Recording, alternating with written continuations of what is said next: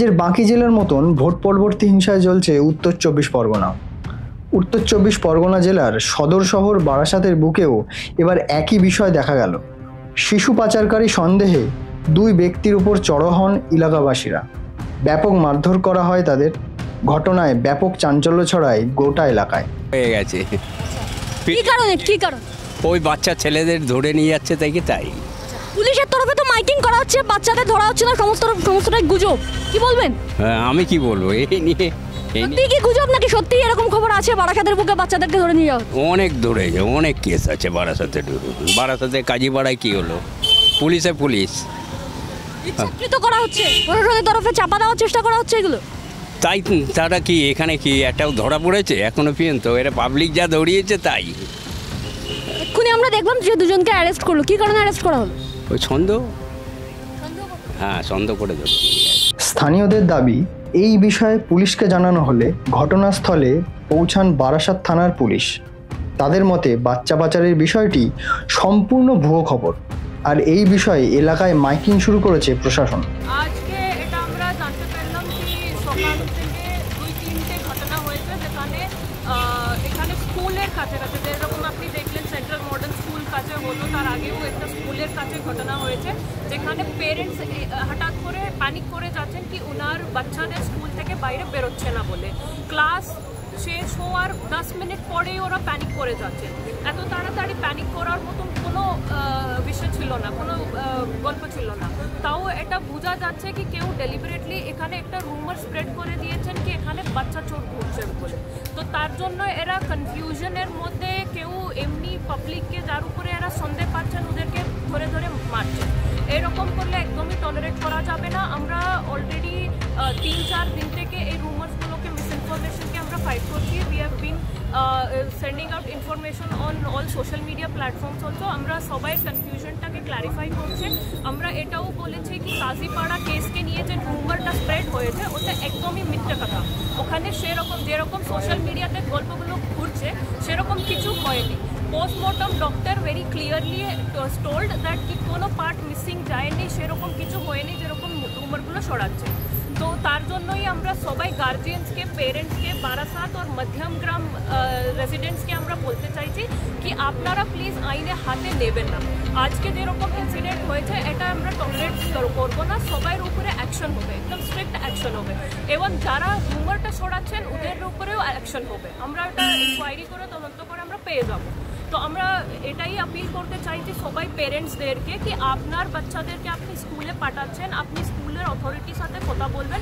আমরাও বলে রাখবো যারা মানে একদম স্ট্যাগার্ড হিসাবে বাচ্চাদেরকে বার করবেন এক ক্লাস করে।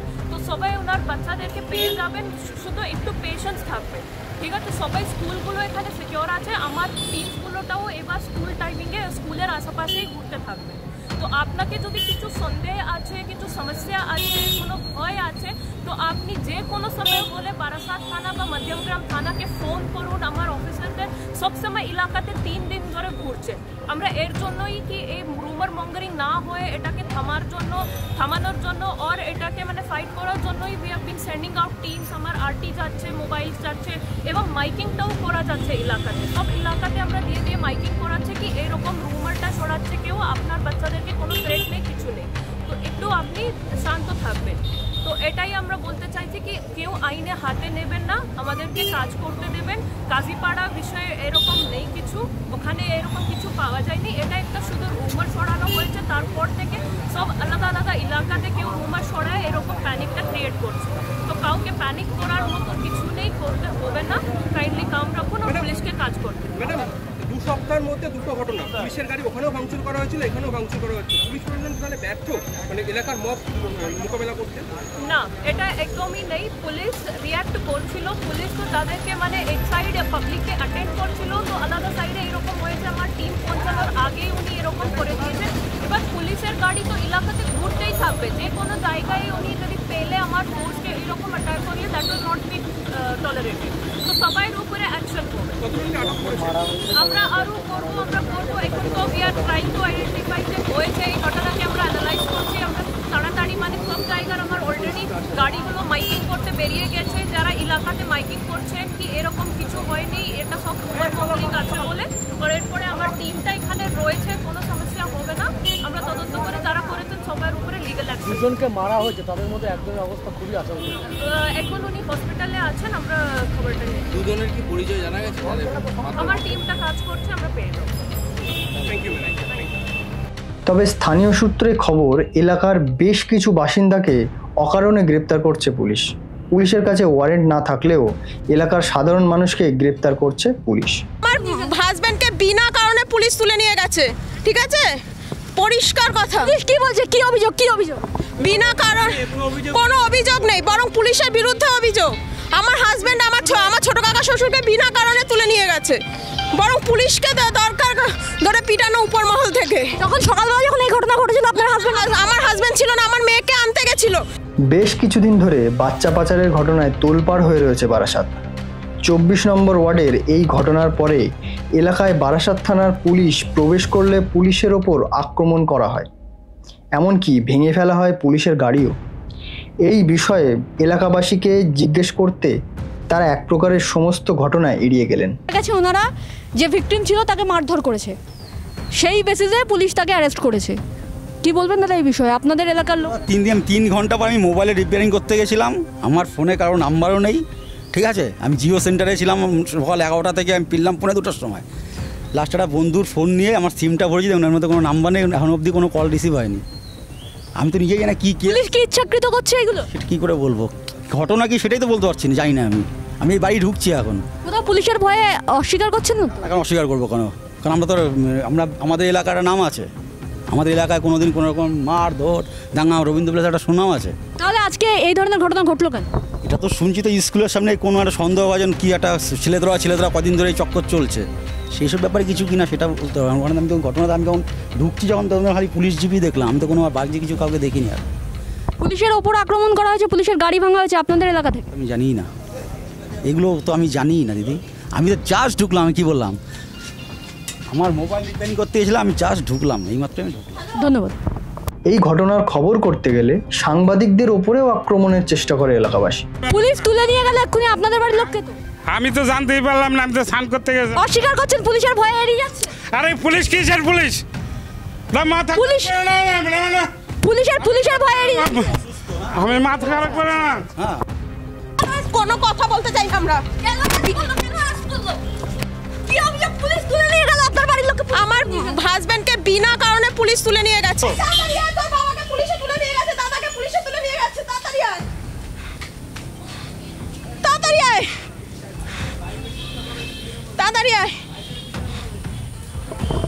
প্লিজ এগুলো বন্ধ করুন, এগুলোকে বন্ধ করুন আপনারা। ঘটনার বিষয়ে জানতে চাওয়া হলে এলাকার কাউন্সিলর রঞ্জিত দাস বলেন, তিনি এ বিষয়ে কোনো কিছু জানেন না। এলাকাবাসীর ফোন পেয়ে তিনি এলাকায় প্রবেশ করেন এবং ঘটনার বিষয়ে তখনই তিনি শোনেন। বাবু, আপনার ওয়ার্ডে এরকম একটা ঘটনা ঘটলো যেখানে কিনা সকাল থেকে আপনাকে দেখা যায়নি, কেন? সকাল থেকে আপনি বলে কখন ঘটনা ঘটেছে আমি বলতে পারবো না। আপনি জানেন কি টাইমটা? সকালবেলা 9:30 থেকে 10টার মধ্যে ঘটনাটি। আমাদেরকে যে খবর গেছি যখন, তখন 12:30 বাজে, তখন আমি একটা সেলুনে ছিলাম। 12:30টার সময় যে ঘটনাটা ঘটে, যে বাচ্চাটিকে নিয়ে এখানে ঝামেলা হয়েছিল, সেই বাচ্চাটির ঘটনা ঘটে যখন। আমি কোনো অমিশন এই সম্বন্ধে আজ পর্যন্ত কারো কাছে শুনিনি এখনো পর্যন্ত। যে ঘটনাটা আমি এই পর্যন্ত জানতে পেরেছি তাতে হলো একটা মহিলাকে, এবং ওই ভিডিও ওই ক্যামেরা অনুযায়ী মানুষের কাছ থেকে যেটা ফেসবুকে যেটা হয়েছে সেটাকে কেন্দ্র করে সেটাকে মানুষ মেরেছে। কারা মেরেছে, এলাকার ভিত্তিকের মধ্যে কারা কারা আছে তার মধ্যে কিছু কিছু চেনা দেখা যাচ্ছে এখন এদের পুলিশের কাছ থেকে আমি যেটা পেলাম।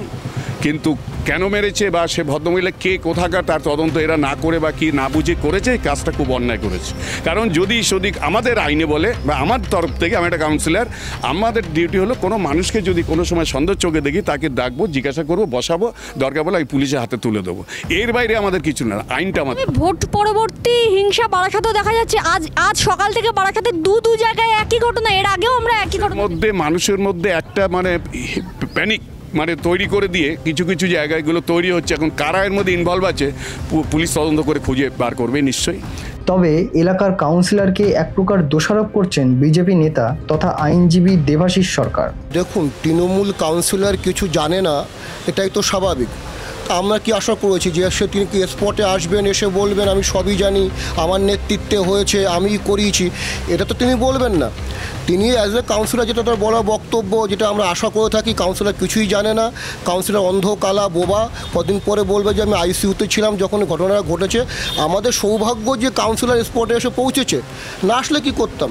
তারা এখন ক্ষমতাধীন পার্টির মধ্যে পড়েছে, তারা ওই আপনার কোথায় প্রোমোটারি হচ্ছে, কোথায় সিন্ডিকেট হচ্ছে, কোথায় ধান্দা হচ্ছে, তারা থাকে সেখানটায়, কার বাড়ি বিক্রি হবে, কার ফ্ল্যাট বিক্রি হবে, এই ব্যাপারে কাউন্সিলররা ব্যস্ত আছে। কোনখান থেকে ওই ঝেড়ে মেরে খাওয়া যাবে সেই কাজে ব্যস্ত আছে। তার মাঝখানে কার বাচ্চা চুরি হচ্ছে, কার বাচ্চা পাচার হচ্ছে, কার বাচ্চা খুন হচ্ছে, এর সঙ্গে তৃণমূলের কোনো সম্পর্ক নেই, তাদের কিছু আসেও যায় না। এই সম্পূর্ণ ঘটনা গুজব, কিন্তু স্থানীয়রা বলছে এর আগেও সেম ঘটনা ঘটেছে এবং আমরা সম্প্রতি দেখলাম কাজীপাড়ার ঘটনা একইভাবে বাচ্চা পাচার। দেখুন, পুলিশের সঙ্গে আপনি তৃণমূল কর্মীর পার্থক্য করতে চান, একটা ইউনিফর্মের পার্থক্য। পুলিশ ইউনিফর্ম পরে, তৃণমূল কর্মীরা ইউনিফর্ম পরে না, এর বাইরে কোনো পার্থক্য নেই। আর পুলিশ সেই বক্তব্য রাখবে যেটা কাউন্সিলর শিখিয়ে দিয়েছে, এর বাইরে পুলিশের কোনো স্ট্যান্ড বা সে নেই। পুলিশের এই মুহূর্তে কাজ হচ্ছে তৃণমূল নেতাদের কর্মীদের হচ্ছে দুর্নীতিকে চাপা দিতে হবে। আর এতে মানুষ মারা যাক, মানুষ খুন হোক, আপনার কিডন্যাপিং হোক, রেপ হোক, এসব বিষয়ে পুলিশের কোনো এ বাবা তুমি এখন কী করে, ভোট তো হয়ে গেছে তো, যে কদিন ভোট ছিল তিনি লোকের মাঝখানে ভোট চাইতে এসেছিলেন, ভোট হয়ে গেছে, আবার 5 বছর পরে দেখা যাবে যখন সে আবার টিকিট পায় তখন আবার দেখা যাবে ভোট চাইতে আসবে। এখন এসে কী করবে? এখন তার কোনো স্পটে কোনো কাজ নেই। এখন তিনি মনে করুন আমেরিকা, লন্ডন, সুইজারল্যান্ডে ঘুরতে যাবে, যা সম্পত্তি বানিয়েছে সেগুলো পাচার করতে যাবে, এখানে তার কোনো দরবার নেই। এখানে সে কী করবে? সে পুলিশ সূত্রে খবর, অভিযুক্তদের উদ্ধার করে বারাসাত জেলা হাসপাতালে ভর্তি করা হয়েছে। তাদের মধ্যে একজনের ইতিমধ্যেই মৃত্যু হয়েছে বলেও জানা গিয়েছে। তবে এই বিষয়ে সম্পূর্ণ অস্বীকার করলেন বারাসাত জেলা হাসপাতালের সুপার সুব্রত মণ্ডল। আমাদের কাছে রয়েছে যে বাচ্চা পাচার কাণ্ডের সন্দেহে কিন্তু দুজনকে মারধর করা হয়েছে বারাসাত সেন্ট্রাল মডেল স্কুলের সামনে। এই বারাসাত হসপিটালেই ভর্তি করা হয়েছে এবং যে খবর আমাদের কাছে এই মুহূর্তে রয়েছে যে একজন স্পট ডেড হয়েছে। কি বলবেন স্যার? দেখুন, আমাদের অ্যাসল্ট নিয়ে দুজন ভর্তি হয়েছে, একজন ফিমেল, একজন মেল। এখন পরিচয় জানা যায়নি, একজন আননোন হয়ে আছে। তো আছে আপাতত চিকিৎসা চলছে, ভালোই আছে। মারধর করা হয়েছিল আপনি বলছেন, দুজনই হসপিটালে ভর্তি হয়েছে, কিন্তু স্থানীয় এই মুহূর্তে দুজন ভর্তি হয়েছে। এটা ফিমেলে আছে, আমার এইখানে নিয়ে আসা হয়েছে দুজনকে, এই কিছুক্ষণ আগে নেওয়া হয়েছে। এখন ঠিক আছে, অসুবিধা নেই কিছু।